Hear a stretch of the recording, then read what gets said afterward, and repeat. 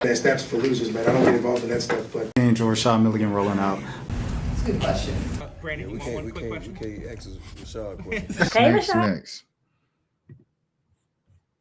Got a little cold. That's why I'm sniffling and stuff. The Clipse. Pusha T. No Malice, formerly known as Malice, in the building, man. Huh? Clipse talk love, hate, and what raps has been missing. After more than 15 years apart, the brothers Thornton, better known as Malice and Pusha T. I'm about to put on a hoodie, bro, because I'm not about to be sniffing the rest of this. Y'all give me a second, bro. I'm about to put on a hoodie. Ugh. Okay. More than 15 years apart, the brothers Thornton, better known as Malice, No Malice, and Pusha T, are back together with a new Pharrell Williams produced album that ranks with their most potent product ever. They're still ready to go on record about Kanye, Drake, and the state of the game. This is by Fraser Tharp and photographed by Eric Johnson. This story featured in the Must Read, a newsletter which our editors recommend a one can't miss story every weekday. Wow, so they do this every week because this one should go up the whole, at least my ecosystem of hip hop and black folk. Pusha T and No Malice are bored. It's gray, rainy, and much colder than it should be on a mid-May afternoon in Manhattan, and the brothers, known to the family as Terrence and Gene, and to the music industry as the formidable Virginia rap duo Clipse, are lounging in a Mercedes Sprinter, dodging raindrops, killing time.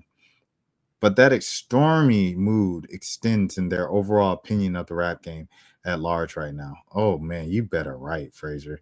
The particulars of the casual conversation we're having are off the record, but the overall sentiment is that they'll formally reiterate to me later. They are not impressed. I'm a passive listener to things that are going on right now, Pusha says. You got to grab me, man. Clipse. There we go. Mainstream rap music has been something of a dessert lately. I concede, and Pusha agrees, before impishly throwing a rhetorical question back to me. Why is that? He has no answer to share himself, maybe because for him and his older brother, the whys don't matter. At this particular moment, the lane is wide open for one of the game's most beloved groups to deliver a reunion 16 years in the making and raise the standard they've always done. But after years of dancing around the idea, loosely Clipse tracks here and there sprinkled across the past 5 years, a return performing at festival shows together, and a protracted album rollout that began in earnest on the runway of longtime collaborator Pharrell Williams' inaugural show as creative director of Louis Vuitton. It feels like we probably should have had the long-awaited fourth Clipse album about a year ago at this point. But this summer, No Malice and Pusha swear it's finally go time. Once you've delivered and once you've done your part, you got to see how things fall in place. No Malice says sagely. A lot of times they fall in place better than you could have planned. Now, with the release of the disgusting first official single and Ace Trumpets, the self proclaimed pioneers of Coke Rap are ready to roll out the white carpet. That's funny. Explain their delays and their recommitment to each other. And above all else, reaffirm that they are not to be doubted or effed with. Pusha and No Malice are eager to talk, but first and foremost, they're eager to eat. Dressing inadvertently in yin and yang outfits, Pusha was in all black sweatsuit, and No Malice was in gray. They decamped from the Sprinter for an early dinner, only to experience what may or may not have been a racial microaggression from the hostess in Hillsong. Now we're cruising downtown aimlessly, looking for a top-tier meal at an awkward time of 4:30 p.m. on a weekday. Pusha grows more dejected and annoyed by the block. He'd been looking forward to Hillstone spinach dip all day. Clocking that we're now approaching Houston, I throw out a Hail Mary. Emilio's Bellato. The Italian restaurant has been a Nolita staple for decades and has become trendy in the past few years. But more importantly, it's been a personal favorite of my family in particular since the late 1990s. Pusha is unfamiliar but curious, especially when the driver Mike decides to raise stakes, comparing it favorably to Carbone. Okay, now this better be good, Pusha declares. That's a tall order from a guy who spent the last 20 odd years disdainfully rapping about having better taste than you. His last album was artfully constructed, belittling, put down, so sneering rhymed that he think that you were talking about a swatch. A standoff offering among the new Clipse music features him rhyming Audi with all par. as in the only reason particular brand of a German injured auto is on his residential premises is because it's driven by his 4-year-old son's nanny. Oh man, meat and raisin. Wait, okay. That's an index finger. That's an index finger. I was about to say no malice, bro. Meat and raisin and exceeding the standard has been the Clipse's raison de tier at least as far back as their sophomore album. Hell Nath No Fury, a Neptune scored coke rap Fantasia adored by white hipster critics, Soho cool kids, those who can relate to Push and No Malice, subject matter, and everyone in between. Two decades removed from that classic, the Thornton brothers acknowledge that legacy and past accomplishments are cool, but insist that they wouldn't have come back together if they were content with chasing old highs. The pursuit of greatness is never ending. If ever if every new thing you create doesn't reinforce your place in the conversation amongst the best to ever do it, then why bother? I feel like I had seen the engine give out on rap. No Malice says. Besides my brother and a couple of few others, I feel like it's been the same place as when I left. Pusha cites the Willie Griselda rapper Stove God Cooks, who appears on the album as a favorite, and agrees with his brother that Future is always on time, but asks if there's anything else exciting him, and he responds hysterically with an emphatic result: "No, we've never been given mediocre. I hear so much music; it's just like an assembly line, and it works. They sell it. People eat it up." No Malice says with a shrug. But it's an art, and I always find that's missing. And I feel like we can always give that. We always have delivered that. It's fascinating to hear Malice's thought on a rap game at large right now, because for the past decade and some change, he's been a passive observer. For a while there, the elder Dorton brother, who was on the list of rap's greatest self exiles. Throughout the aughts, No Malice and Pusha put Virginia Beach on the map over upper echelon production from their fellow VA natives and the adolescents' friends turned super producers Pharrell Williams and Chad Hugo, aka the Neptunes. The raps, mostly about selling drugs, were vivid, intricate yet accessible. The flexes felt lived and yet very next level, delivered with such authority that you couldn't dare question their validity. But by the turn of the decade, No Malice opted to end off their family affair, at least on wax. The Thorntons maintained that in real life, their brotherhood continued unwaveringly. But musically, No Malice was burnt out, experienced a crisis of faith and purpose. You know the rest. Pusha soldiered on solo at the same time Kanye West's good music crew became ascendant, quickly becoming a key piece in that squad, all while sharpening his powers and aesthetics to produce some of the most finely crafted mainstream drug rap of the 2010s, while No Malice explored in religion, wrote books, and penned non secular bars with the pointed adhesion to his stage name, No Malice. That is until 2019, the turn of another decade, and another change of heart. During sessions at the Wyoming Ranch for much what would become his Jesus is King album, Kanye asked Pusha for Malice's number. Pusha was in the early throes of this losement with which meant of Kanye's orbit, living through the foolishness as he describes, even though their union would sustain for another 2 or 3 years. More on that later. I don't want to bring him into the foolishness, Pusha recalls thinking. Malice affirms. He was like, "You don't want to do this." Still, Malice gave his blessing and ended up coming out to Wyoming with his brother. "I don't deal with foolishness at all," Malice said with a smirk, but I saw what he was talking about. As frustrating as the experience ultimately was, it served as a crucial spark for the reunion. It yielded the first official new Clipse track and used his gospel. Use his gospel for protection. It's a hard road to heaven. The angels we called down for the promise, the freedom, kingdom, the kingdom. The demons are trembling. Holy angel called us. Father. I know you love that amazing rendition. Um, but the sessions were even more fruitful than the fans realized. The brothers have revealed that they wrote the Follow God beat before Kanye snatched it back for Jesus is King. Ironically, being so productive made Pusha more frustrated since the stuff they were creating together was still stuck under Kanye's umbrella.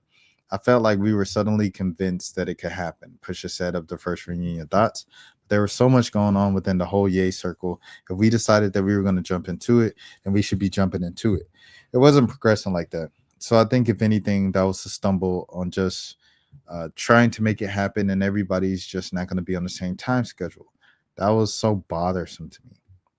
Still, more Lucy tracks here and there relayed the bird comes, including the stellar Malice guest verse that closed Pusha's recent solo album in 2022. I ain't miss no step, Malice says playfully but with conviction. When I ask about getting into the full swing of things after all those years, I don't do that. Dang. Kanye produced that song, but his and Pusha's relationship wouldn't hold much longer, which is too bad for rap fans who remember the Rosewood movement fondly. But on the other hand, there's something extra poetic about the three-way reunion that the Thornton brothers linking on the album entirely produced by Pharrell represents. And wake up the falling out between P and Chad Hugo, the Neptunes are no more. On the new music, Malice raps, ain't no more Neptunes, so P Saturn. Dang, that's crazy. If there's anyone who understands the power and not looking back and shedding legacy is Pharrell, who's lately taken off to auction off old jewelry of his Neptunes and NERD peaks that would most consider holy grails. More on that later too. Locking in with P is good because we revert back to very fanned out tunes of ourselves, times of ourselves. It ain't about to be, oh, that song or that beat was knocking, but the feeling, like, man, we got to make people feel like this.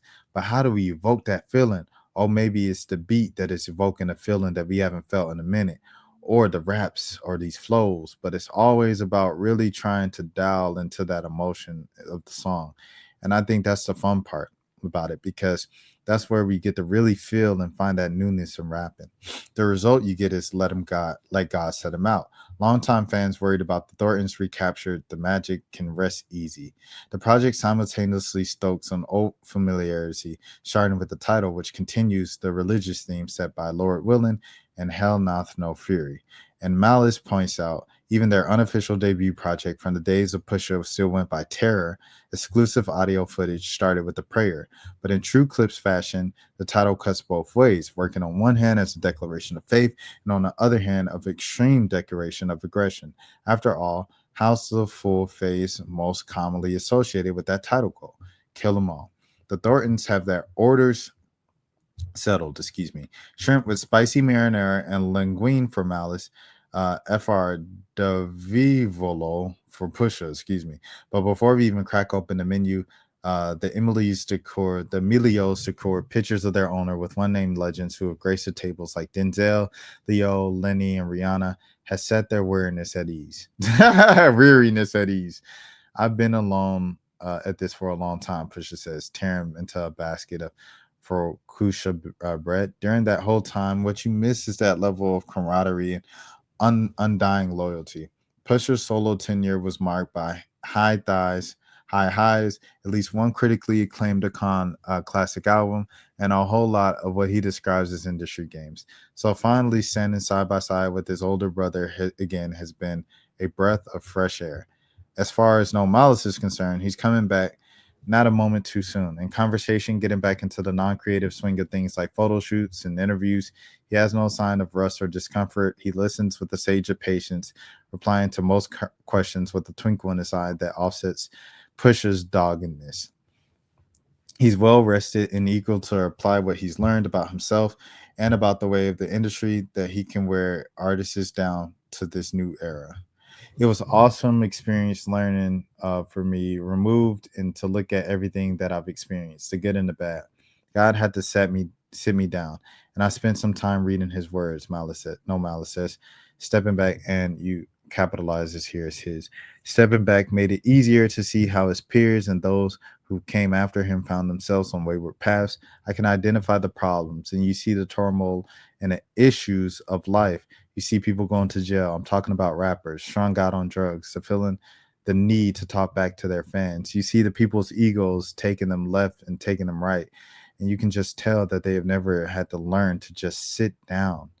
You can rise above about that internally if you are at peace with yourself. You don't have to address everything. So I learned a lot about myself in the downtime, and I'm definitely better for it. Man, this is crazy. And no Malice Soul Search, he cheered for Pusher from the sidelines. I absolutely miss being with my brother. I always kept up with him and watched how he was moving and saw how he has to deal with what's out there. I always kept up with him so I can know how to pray over him. But No Malice says he's never felt any guilt about doing what he needed to do or abandoning his brother to face challenges he couldn't handle. I was never surprised by his success. I always expected it, anticipated it.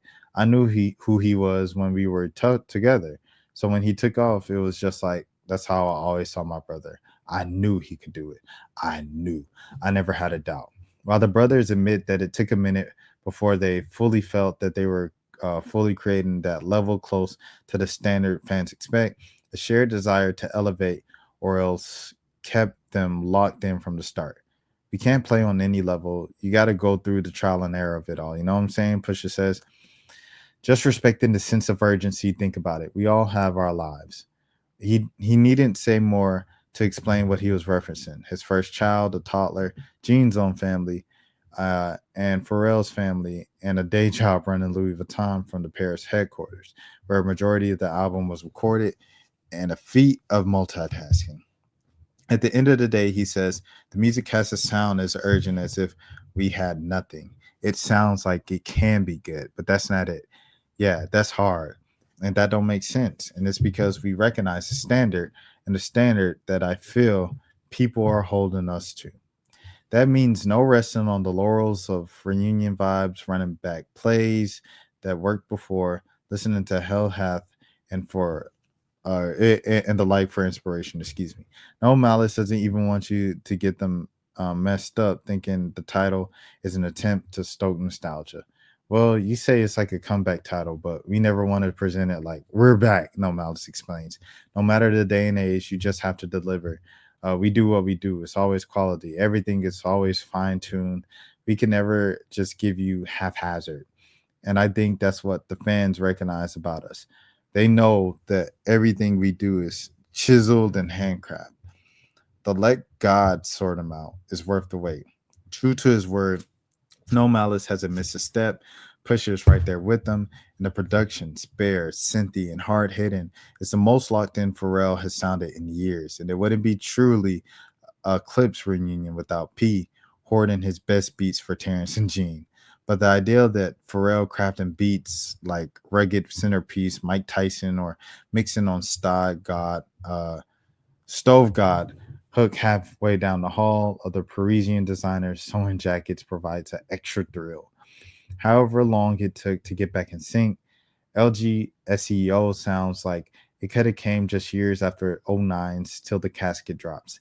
And it's easily better than that album, which both bothers the long admirer as their weakest effort, the way that they have settled back into their complementary roles. Pusha is the snarling tactician. Malice is the wise and wary warrior. And still there's innovation. Pusha has long acknowledged the common critical assessment that Malice's verses usually have more emotional substance to them. I really dabbled with that criticism in my solo career a lot, Pusha admits. And eventually I gave up. I can only be who I am.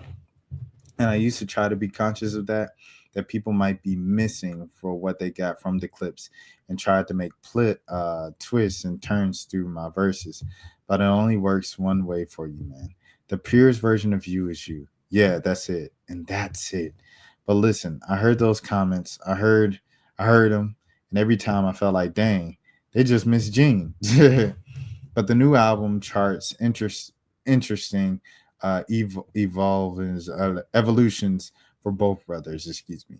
Listen closely, and you'll hear Pusha casually revealing the woes and tribulations within his own immediate family, and that he still longs to kiss Mama's neck. I miss it. The wrenching "Birds Don't Sing," which sees each brother dedicating a verse to ones that recently departed parents, started with Pusha. They decided that it was that they had to start the album and and set a proper tone. That this project will not be exactly what you might expect to hear from the Clipse. Meanwhile, where the original run Clipse album showed No Malice becoming increasingly weary, time off to find himself sounding more renewed than ever and more happy to pop stuff as savagely as his brother. First of all, the time that I took off was necessary, No Malice says. I don't regret that at all. but I didn't want to squander my real estate and this little piece of what I have to offer, what I have to say in my contribution. I think this is just what it meant for me to sit down in that time that I had. But I think now is the perfect time to just give up my contribution to hip hop, to give my contribution to hip hop. The other long-standing critical Clipse opinion that No Malice is simply the sharper of the two. Something Pusha has always been unbothered by, even once by saying, "Say my brother better? Big deal. Second fiddle to my own gene pool. We laugh about it. That's cool. I'm at the top and he better. If you think about it, we rule. You tell me," Pusha says with a laugh when asked who's rapping better on the new stuff, sharing that their friend Mike Camargo told him. "He's sounding better than you on 80% of this." I mean, people are saying it, and I can't wait for everyone to hear it because I feel like they're really going to appreciate the actual duo of us, whether you're a new fan or old fan. No Malice is smirking to push his left as he says this. The brothers are clearly fans of each other's first and foremost. The only person who missed hearing No Malice spit like this more than rap fans at a certain age was Pusha himself. No Malice points to POV, a slow tempo that finds Pusha ratcheting that disdainful, disaffected talk flow he favors sometimes to obscene levels as his favorite Terrence verse on the project, while Pusha selects FICO, a boisterous track featuring Stove God Crooks on the hook as his gene pick. But tellingly, both brothers point to the new single Ace Trumpets as their favorite song overall. The least busy beat and the least high concept conceit. Just hard 808s and hard flexes, i.e., No Malice rapping. Never leave the house without my peace like I'm Mahametha.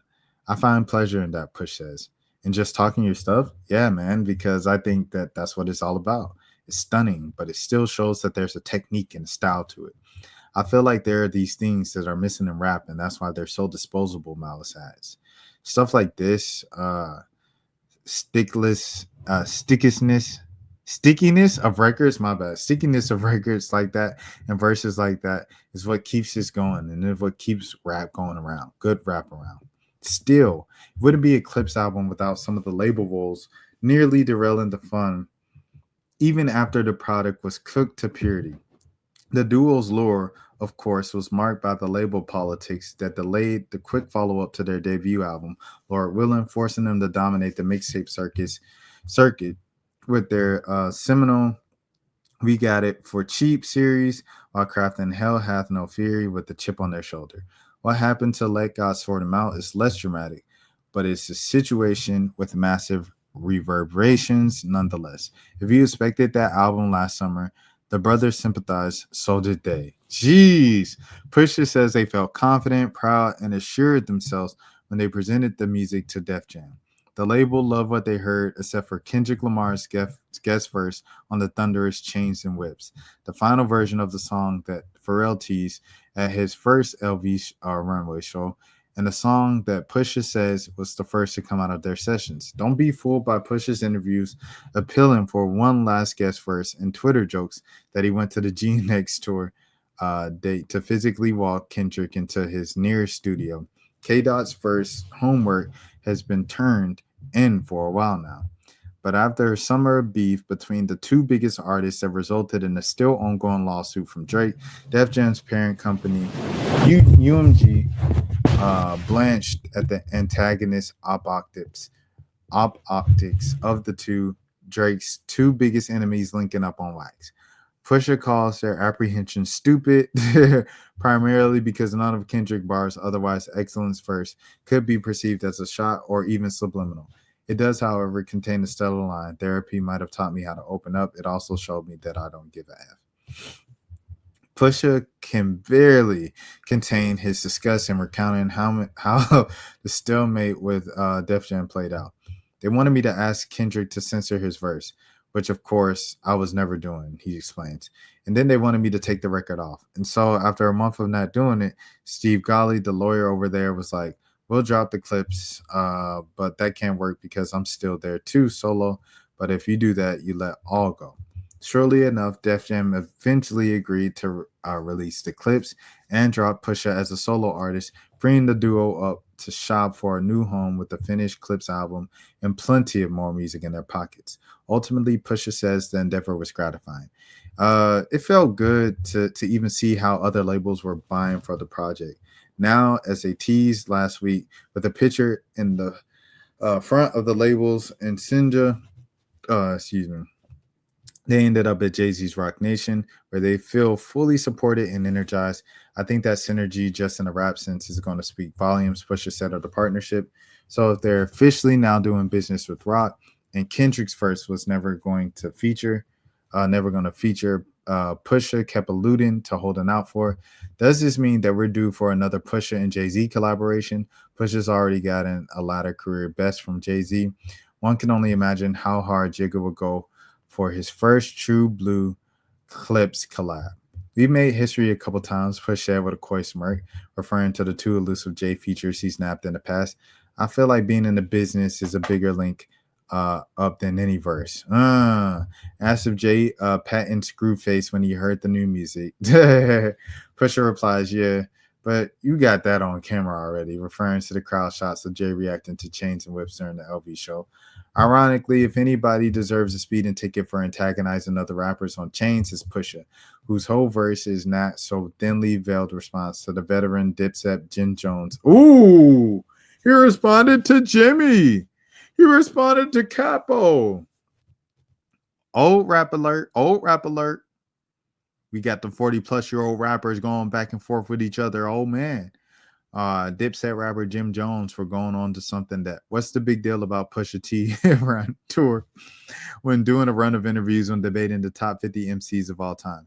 I personally never understood what the interviews were about, Pusha said, or why my name kept coming up. It's one thing to keep saying I'm not a top 50 MC, but it's another thing for you to say that you yourself are one.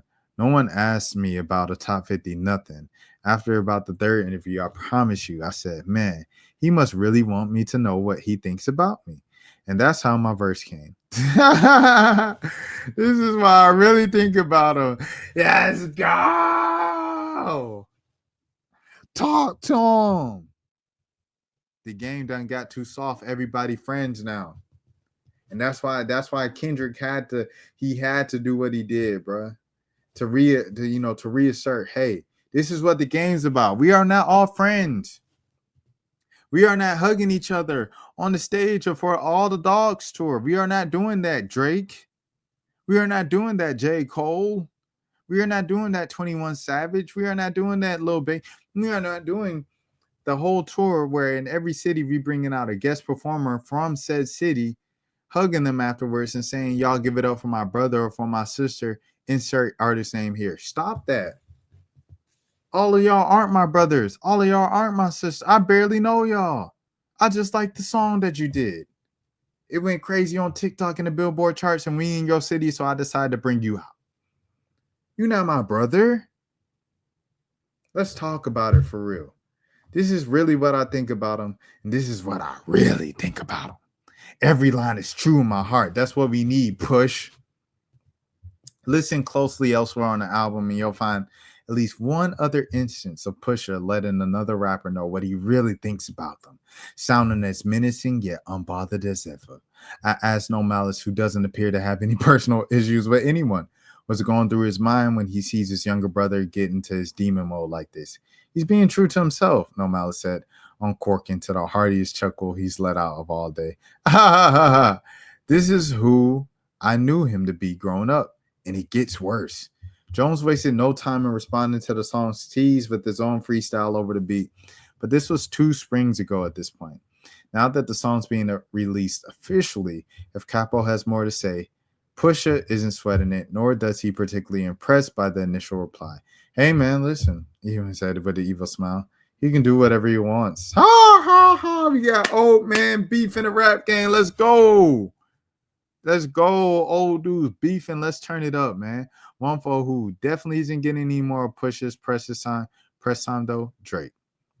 The Six God famously bowed out of their 2018 Memorial Day weekend bout. It's just as it was getting good when Pusha forever altered the perception of diss tracks by backing up his forensic evidence like a legal investigator. Drake infamously let things fizzle out before dropping an album with lines like, "Never a matter of what I could or what I should I. As luck would have it, I've settled into my role as the good guy." But before the events of last spring, Drake had been spending a lot of time on wax, practically begging Pusha to get back in the ring, particularly in 2023 when he made a music video wearing all of the classic Pharrell jewelry pieces that P auctioned off intentionally swagless fashion. He bragged on Travis Scott's meltdown that he would destroy those grills without a care. That's the same verse, by the way, that he dissed Childish Gambino, claiming you love this American, but really the truth is you scattered a six. Yeah, you scattered a six. And he claimed that he would post up in Virginia anytime on his own on For All the Dogs album, where he taunted a rapper for going broke amidst refrain for empty clips. In the years that he battled, Drake has done everything to complicate the good guy image he once gamely upheld. Dogs even samples the Scarface bad guy clip. Pusha heard the taunt, and much like when I asked him a similar question 3 years ago, he could not care less. I don't like you, Drake. You are not like us, Drake. Dear Adonis. Me personally, I'm just reading. You know why? Because I was listening to Feel No Ways yesterday, and that's still one of my favorite songs ever. I think that song might be better than Just Hold On, We're Going Home.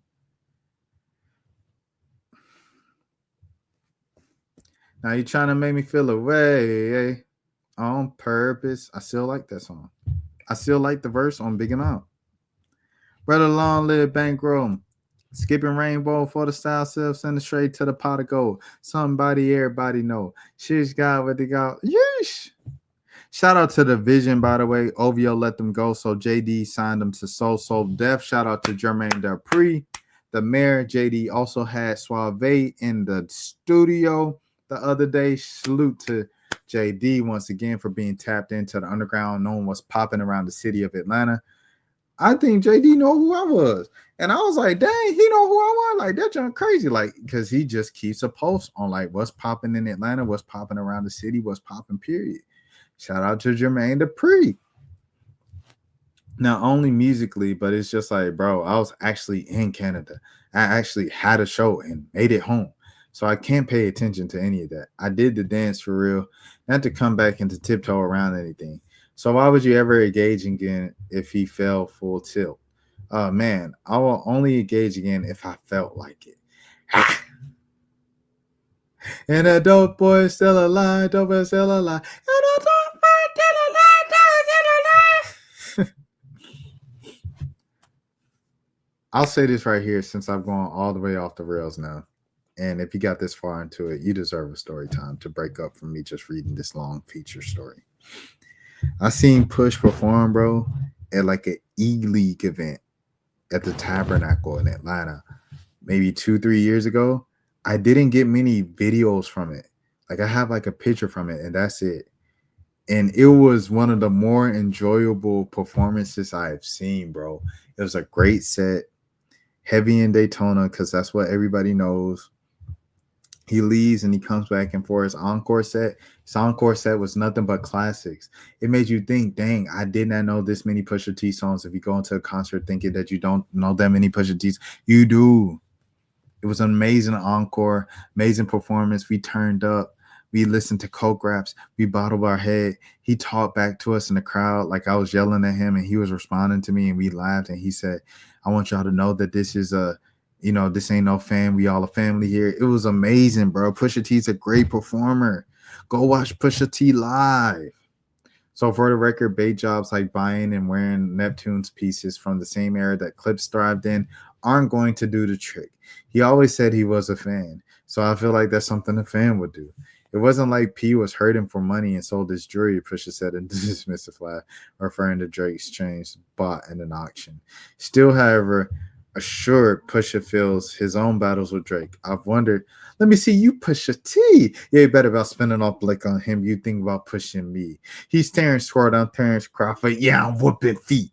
You ain't got to get personal. This is a friendly fade. We should keep it that way. Y'all know some stuff about brothers that make Gunna want to look like a saint. Come on, man. I've wondered if it feels bittersweet to him in any way that Kendrick got the full back and forth knockout experience, whereas his way got cut short by label interference, Jay Prince weighing in, and Drake ultimately backing away. Nah, I feel like something that everything happened the way that it was supposed to happen. Pusha says, I had my own version and my own intent and everything I did during my time, and I did everything I wanted to do. There was nothing that I felt excited about and watching anything last year. It was good to watch. I knew where it was going. I knew how it was going to play out, and it did. Earlier, when discussing Def Jam clutching their pearls over a Clipse Kendrick record, Pusha said that it reminded him too much of 2018, weighing in on Drake and Kendrick's ongoing feud, namely Drake's decision to sue UMG over releasing Not Like Us. Pusha elaborates on what he meant. I will say this, Pusha shares admitting that he's no bar-approved counselor with intimate knowledge of the suit. If Drake's adamant to have a lawsuit, it's only because he knows all of the things that they did to suppress everything that was happening around the Adion and the verse and the records and the things that were happening back then. He alludes to instances in which he says label machinations muddled, if not outright nixed the release of the verses in which Pusha talked his stuff and the people next closely affiliated to Drake, as he did on Rick Ross and Lil Wayne's Maybach Music 6, and posthumously released Pop Smoke song with Young Thug. I don't rate him anymore, Pusha said of Drake's off-whack antics. The suing thing is much bigger than some rap stuff. I just don't rate you. Dang. It's like, it just kind of cheapens the art once we gotta have real questions about suing and litigation. Like, what? For this? Pusha once rapped that he's often at the mercy of the game where the codes is missing out. As our conversation turned towards beef, disagreements, and conflicts, he seems like to want to go out of his way to reject the idea of him being a bully. The way he sees it, every heat check and headshot he's doled out has been a product of him finishing energy that others started. I've really been in Paris, making my joints, doing my stuff. When people mention me, they're really going out of their way, Pusha said. What I've done, besides wear some clothes for these past couple of years, I've been with LV. This stuff ain't coming out nowhere. Bro, I be cool with all these guys. Everybody you mentioned today, bro, I promise you, they did the underhand weird stuff. Weird stuff that you won't hear him dictate in an energy in any music anytime soon. His falling out with Kanye. While they've quite clearly gone their separate ways at this point, Pusha said the things that they were headed there in the last few months of the years of his time with Kanye were playing the industry game more than anything else. I realized at certain points I was really alone in everything that was going on as far as rap drama, so on and so forth. Push recalls, as he points to the 2021 Donda sessions in Atlanta as one of those points. I'm in a collective of a lot of individuals, everybody's working, but I really got stuff to do, and I leave in this one energy. And then when I come back, the energy's off. And then I hear about sidebar conversations. You got your homeboy who's coming up to you like, yo, they were saying this when you left. I'm thinking we all in this collectively getting busy, but in actuality, everybody's got their own agendas. And I feel like I'm the only one who didn't. My agenda was for the squad. So from that point on, I just looked at everybody completely different. I looked at it as we're going to make music, we're going to make beats, we're going to write some raps, and we're going to keep it moving. Yikes. At press time, Kanye has burned virtually every bridge and collaborative effort he's ever had, and Pusha's no accepted. It's like, bro, you've been mentioning me, screaming about me. You got every soul believing that I've done some great injustice to you. And that's a lie. He just goes on rants. One thing that I can say about him is that he knows every issue that he's having and crying about online right now. I've told him distinctly about those things, distinctly. So when he gets up there with his KKK mask and he's screaming behind it like a pro wrestler, he's got to scream behind the mask. He don't talk to me like he talks to others. Yikes. It's usually invigorating to hear Pusha talk his stuff, but there's something sad about seeing such a prolific partnership in like this. We made some great stuff, bro. We did. Pusha acknowledges. But let me tell you something. He's a genius, and his intuition is even more genius level, right? But that's why me and him don't get along because he sees through my fakeness, because he sees my fakeness with him. He sees I don't think he's a man. He knows it. And that's why we can't build with each other no more. That's why me and him just don't click because he knows what I really, really think about him. He showed me the weakest sides of him and he knows how I think of weak people. More important to Pusha than the music he's made with Kanye is how Kanye handled the financial fruits of the relationship. 5 years ago, after publicly expressing his frustration with the predatory nature of the label deals in general and the splits of his Def Jam contract in particular, Ye announced that he planned to give back 50% ownership stake in his masters of his own good music roster back to the artists themselves. Today, Pusha says West kept his word. The greatest thing he did, and why I'm okay with where me and him are right now, and I'm cool with saying it that way, is because at the end of the day, the truth, my truth is my truth, but I respect that what he did in business, and he speaks ill about the music we made and giving me certain records. But the one thing that he did give me was back all my profits back from the Def Jam deal. When it comes to Kanye, there's always a question of how much of his erratic behavior can be attributed to mental health issues he's openly discussed. To what degree you can truly hold his rants and screeds against him. He's sick. I do believe that much. You're sick, but you're also very calculated. And if I take your sickness, take how calculated you've been and how disruptive you've been about and try to be to me, then it cancels out. I can't look at this as you're sick because you're detrimental. You're detrimental to everything. Industry games, politics, fakes, allegiances, they all underscore how important it is to Pusha to have his brother back with him navigating the shark-infested waters. Bro, listen, that's been the biggest comfort and biggest asset to me, Pusha says in passion. You got to understand where I'm from. We build that loyalty amongst friends. Once we lock in a crew, this is how it goes. We go together, we win together, we lose together. This is how we go. All of this other stuff was so new to me, but it got to the point where it got dangerous. And that's where I felt like I had to remove myself. You got all these different things, um, snaky people and all these agenda having people around, people backbiting you. Come on, man. It's been really crazy. But ultimately, the Clipse album for me was a departure and just something that I miss and just brotherhood. You know what I'm saying? It's like, dang, bro, stuff was therapy for so many reasons. And most importantly, it's like, dang, just natural, genuine brotherhood. The plates have been cleared, and my taste reputation with the brothers remains intact. And Emilio hadn't been handling a disturbance in the kitchen. There might have been a new photo out to put on the Balato wall. Pusha and Malice are the content in the moment, but in the conversation, sounding renewed overall. It is right to say this reunion feels like a one-off more so than the start of a new run. I think that the energy is going to speak for itself, and I think that the people are going to keep calling for it, Pusha says. For once today, No Malice is the Thornton brother to flash his devilish grin, looking to the ceiling to avoid making any eye contact. I believe what he believes, No Malice says with a smile. But even if Malice is hesitant to commit formally, I thought back to something that the brother said earlier about competing in the game, even as Pusha nears 50 and his older brother stares down 53. Rap don't age out, Pusha said. As long as you're of the culture and you're in it and you're competing, you don't ever have to age out. You know what I mean? No Malice agrees. You're either something to offer or you don't. I don't think there's an age limit on this at all. Either you got it or you don't. And if the mantra and the results of Let God Sort Them Out are any indication, the Thorntons aren't lacking the competitive spirit. They're here to kill them all. Pusha nods in affirmation every single time. What a W feature, bro. Shout out to GQ, bro, for sure. Shout out to Malice, No Malice. Shout out to Lecrae for putting him on church clothes and being like, oh, snap, that's where No Malice has been. He's No Malice now. He raps about God. That's what's up. And then in the first single, he doesn't cuss. I'm surprised he cussed in this feature, but yeah, that's what it is. That's for losers, man. I don't get involved in that stuff, but Enjoy Rashad Milligan rolling out. That's a good question. Yeah, Brandon, we you want one can't quick question? ask Rashad a question. Hey, Rashad.